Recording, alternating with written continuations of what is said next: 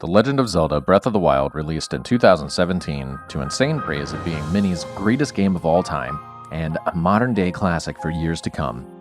We are still getting games to this day considered Breath of the Wild clones, some outstanding ones being Ubisoft's Immortals Phoenix Rising and miHoYo's Genshin Impact. While I can't speak for Phoenix Rising, as I haven't played it myself, there is some room in the gaming universe for Genshin.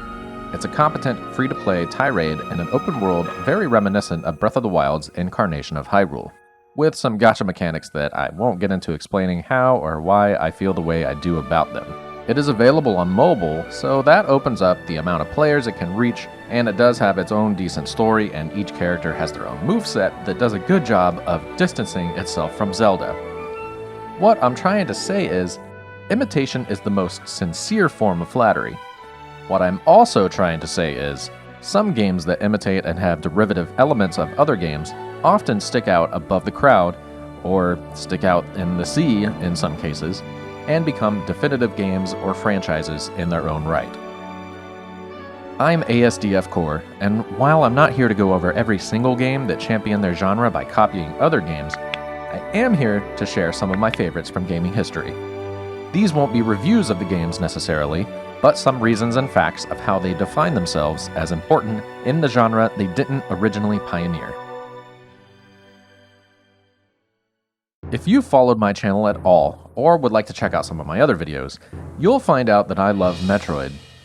The release of Metroid Dread this year has put it back into the forefront of gaming. There have been an absurd amount of games that copied or imitated parts of the Metroid formula, or maybe even the entire game itself.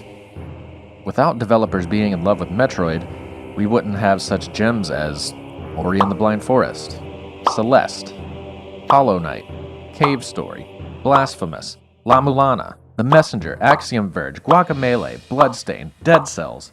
The list goes on and on and on. But of course, there is one franchise that sticks out, and obviously it's Castlevania. I mean, hell, they don't call the genre Metroidvania for nothing. Castlevania has been around almost exactly as long as Metroid, releasing in Japan in September of 1986 for the Famicom Disk System.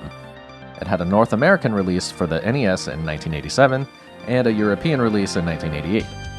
The first Castlevania did not do very Metroid things, however. You could argue Castlevania 2 had some elements, but it wasn't really until Symphony of the Night was released for the PlayStation that it was very apparent they went full Metroidvania. There's tons of secrets. Literally half of the game is locked behind one, some backtracking, plenty of power-ups, and killer boss fights. What it has going for it, however, and what propelled it forward, would be its movement. Don't get me wrong, I love Metroid, but the older titles feel a little floaty and unhinged compared to how tight the controls are in Symphony of the Night.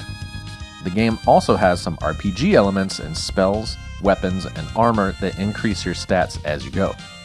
This can lead to some very overpowered builds, but it's fantastic. Symphony of the Night paved the way for Castlevania games to come, and you'd be surprised at the amount of people that say they prefer it over Super Metroid. Huh. What a world.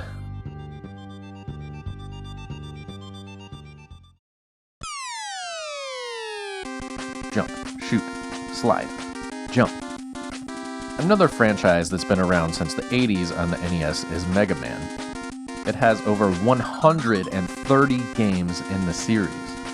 There's the original platformers, their Game Boy versions, a second set of platformers in the Mega Man X series, sports games, fighting games, pinball machines, strategy games, collectible battlers, think Pokemon, and even mobile gacha games.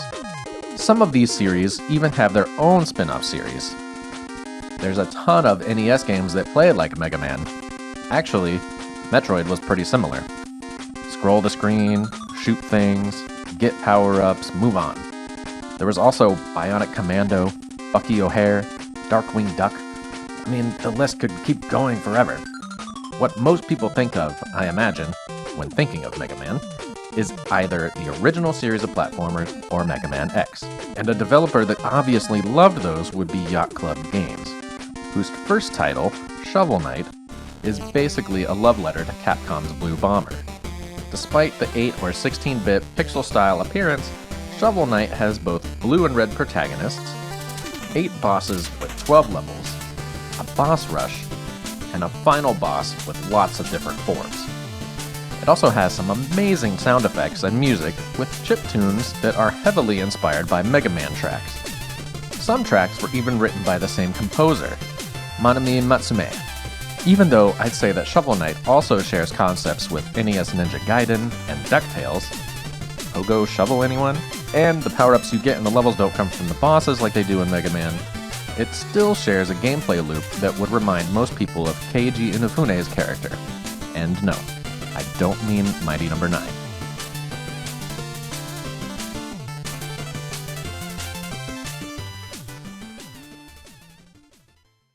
The 3D action game. Character action game, hack and slash, whatever you want to call them. There's hundreds that you're bound to know and be able to rattle off right now. Let's hit some. Ninja Gaiden Black, Asura's Wrath, Dante's Inferno, God Hand, the original God of War games, Metal Gear Rising: Revengeance, Nier Automata, Castlevania Lords of Shadow. Fun fact, Lords of Shadow was co-developed by Kojima Productions, yes, that Kojima Productions, and Mercury Steam. Mercury Steam were the developers of Metroid: Samus Returns and Metroid Dread. Kojima Productions, of course, worked on Metal Gear Rising with Platinum Games, who had also worked on Nier Automata. Let's get circular, baby. We're tying all of these in now. Strap in, because Platinum Games also put out this franchise, Bayonetta. Bayonetta, at first glance, looks like it took Devil May Cry, regarded as one of the pioneers of the 3D action game in the early 2000s, and still growing strong today, put a badass woman back in the driver's seat, and cranked the over-the-top setting up just a bit more. It's easy to compare Devil May Cry and Bayonetta. You'll see the third-person action is pure insanity at points, with both melee and projectile and ballistic weapons. They both have enemies on the creepier side, some being demons, some being angels, some being helicopters. And of course there's a sibling rivalry. Hear me out though. Guns attached to your feet. I'm gonna walk away now. Your hair is your clothing and gives you witch powers and the ability to summon demons. Bayonetta is also a little more simplified in the combat and combo-wise that it just gives everyone a little bit better accessibility to play the game. The average gamer could take on Bayonetta 1 and 2 without much difficulty, I bet. But in comparison, give the same people Devil May Cry 5 and see how they writhe in agony during some portions of that game. Higher difficulty doesn't equal a better game. And while I love Devil May Cry and Bayonetta equally, it's easy to see how Bayonetta has had some staying power, even with odd choices like releasing Bayonetta 2 only on the Wii U. What were they thinking?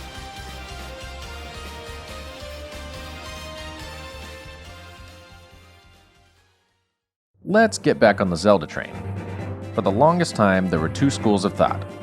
2D Zelda is superior, or 3D Zelda is superior. Now we have Breath of the Wild, which is so incredibly different, I think you have to put it in its own Zelda category. Ignoring Breath of the Wild, because we touched on it in the video's intro, let's go back to 2D and 3D. 2D Zeldas were all we had for the longest time, my personal favorite being A Link to the Past. The feeling of being let loose in an overworld brimming with adventure and soaked in mystery while you struggle to figure out where to go next is the epitome of 2D Zelda action. Combine that with the feeling of the dungeons, enclosed in usually dark and dank rooms, finding the way to the next treasure or power-up to make yourself stronger, and defeat the boss so you can get closer to completing your adventure, and you have perfection. There's a game derivative of the 2D Zelda formula that I've been playing for about 7 years now, off and on, and it's called The Binding of Isaac. The Binding of Isaac takes the dungeon portions of 2D Zelda and adds about as many roguelike elements to it that you can possibly add. The game has been supported with love for the entire 10 years it's been out by Ed McMillan, and it shows. There are over 700 items, 34 playable characters, a co-op mode, seeded runs. This is really an unlimited game. I've yet to unlock all the characters that have been introduced in Repentance, and I doubt I ever will be able to. There's just too much to do. Remember begging, "Just one more level, Mom," before going to bed as a kid? This is just one more run after you die to a boss when you accidentally pick up soy milk and have no damage output. On the flip side, we have the 3D Zelda formula. Ocarina of Time, Wind Waker, Skyward Sword, Majora's Mask, Twilight Princess. Let's rest on Twilight Princess for a beat. In this game, you can turn into a wolf. There's another game where you play a wolf and it isn't Zelda. It's Okami. Okay, you actually play the goddess of the sun, but represented in the form of a wolf. Capcom released Okami on the PlayStation 2 and the Wii around the same time that Nintendo put out Twilight Princess. The original Okami title was developed by Clover Studios, members of which went on to form Platinum Games later. I told you we're bringing it full circle. Okami has similar 3D combat and will have you solving puzzles like you would in a Zelda game, but its beautiful watercolor style and use of the celestial brush, something you can bring up at will and draw on the screen to do a number of things like create a strong wind, fix items like bridges, or even attack enemies by drawing lines through them, is something that would set it apart. Though Okami and its sequel Okamiden for the DS never reached the sales that any Zelda game has, it's a must-play for everyone. I do need to warn you, however, that it's a much slower burn and slower start than you might think, but it's well worth it for the experience.